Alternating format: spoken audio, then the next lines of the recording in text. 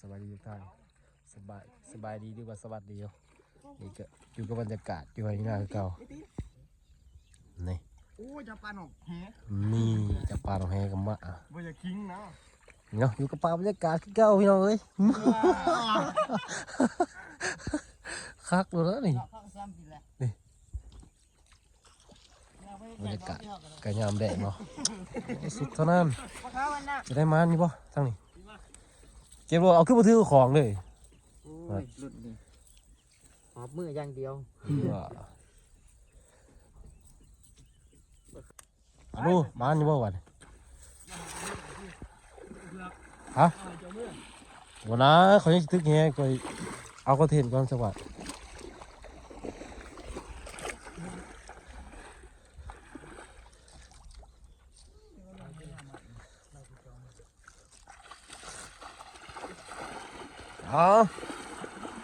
เรียกเฮ็ด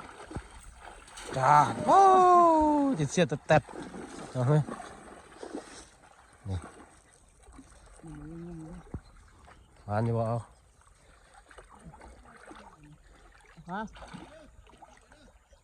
ไฟติดมีบ่มีเนาะอยู่บ้านอยู่ให้นะครับอยู่กับป่าบรรยากาศยามแดงว้ายสุดเท่านั้นหาปลาเผาวันนี้มีดอกเล็กน้อยแห้งคักปูนไหลนี่เบอร์17อีฟอร์สั่งเปิดพัวมาทำเวลาอีฟอร์สั่งลำปลาจีหาอย่างดังอ่ะบูโซ่ตัวใหญ่ให้แล้วบ่ตัวหน่อยกินไม่แซ่บบ่แสบบ่ของนี่ไปเอานี่คือได้นี่คือแล้วนะ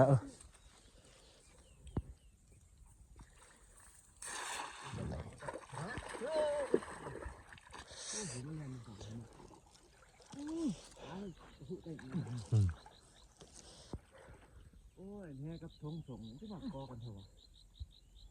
เฮ้ยคือจะมาบอกโซ่ดูเงียบกริบ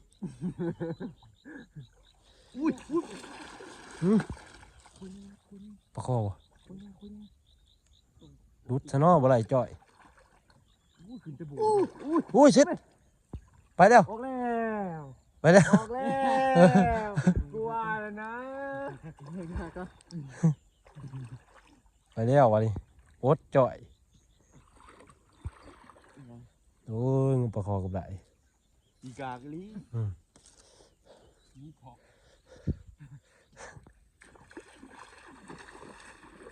เบี้ยค่ะออกไปจ้าสายสร้างเนาะหัวมันอยู่ไส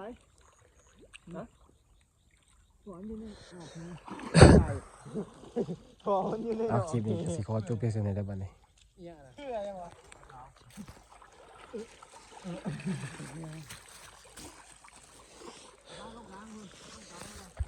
เฮ้ยเห็ดเด้